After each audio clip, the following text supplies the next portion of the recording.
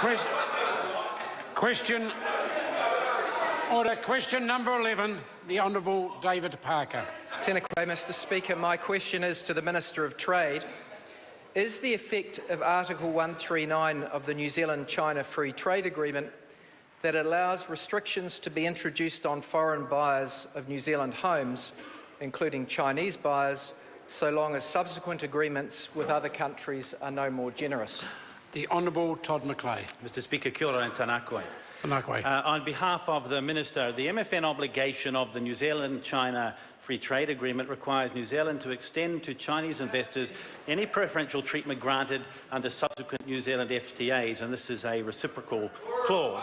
I'm advised, Mr Speaker, that China is currently negotiating with the US and the EU on investment. Article 139 also means that New Zealand investors will receive any preferences made or extended under the MFN clause of that agreement. Supplementary question, the Honourable David Parker. Can he now confirm what he refused to answer last week, that is, that the TPP will purport to stop a future New Zealand government banning the sale of existing New Zealand homes to foreign buyers from TPP countries?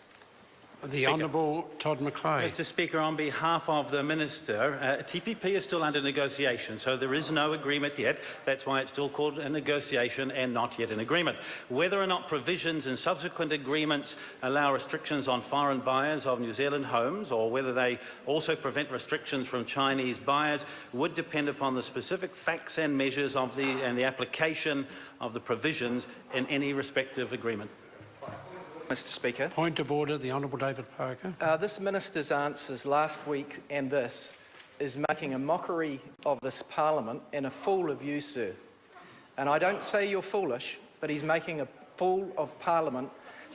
That he can turn up and deny in this House or refuse to answer these questions, but the Minister of Trade on the nation and then the Prime Minister on Q&A answer them is an affront to this House. Order, order. On this occasion, my duty here is to listen to the question, and then I expect our Minister to address that question. The question asked, would he confirm, etc., and then went on to put the proposition the member wanted answered. And at the very start of the Minister's answer, he effectively said the negotiations are still underway, and therefore he wouldn't be able to confirm that. That is an answer. Now, it may not be an answer satisfactory to the member, but the way forward is further supplementaries. Supplementary question, the Honourable David Parker. Speaking to the point of order, sir. No, I've ruled on that point of order. If the member has a fresh point of order, I'll hear it, but we're not about to relitigate points of order. Supplementary question, the Honourable David Parker.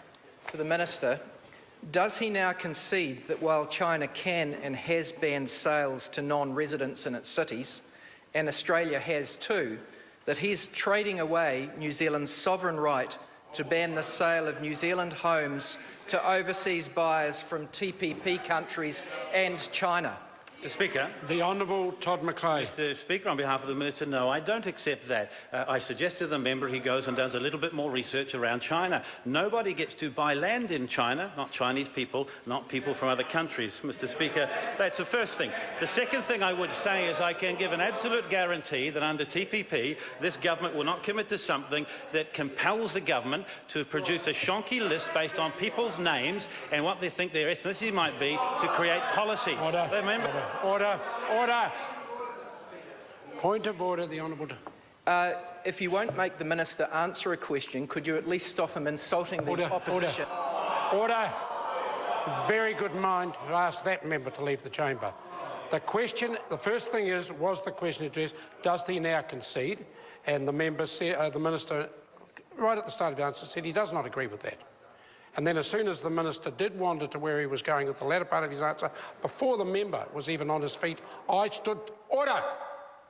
I certainly don't expect back chat from the Honourable David Parker when I'm delivering a ruling. As soon as I saw where the Minister was going, I rose to my feet and stopped him answering, then turned to the member to see him on his feet. Question number... supplementary question, the Honourable David Parker. Are the hundreds of thousands, if not millions of New Zealanders who want an assurance that his government will protect New Zealand's ability to stop the sale of New Zealand homes to foreign buyers, are they reasonable or unreasonable in their expectations? The Honourable Todd McClay. Mr. Speaker, what's unreasonable is this member's position compared to some of his colleagues when it comes to trade. Recently, Clayton Cosgrove said he's a rabid free trader. Claire Curran and Mr. Parker are just rabid, and of course Mr. Little's just angry on this issue. Question number 12, Nook Karako.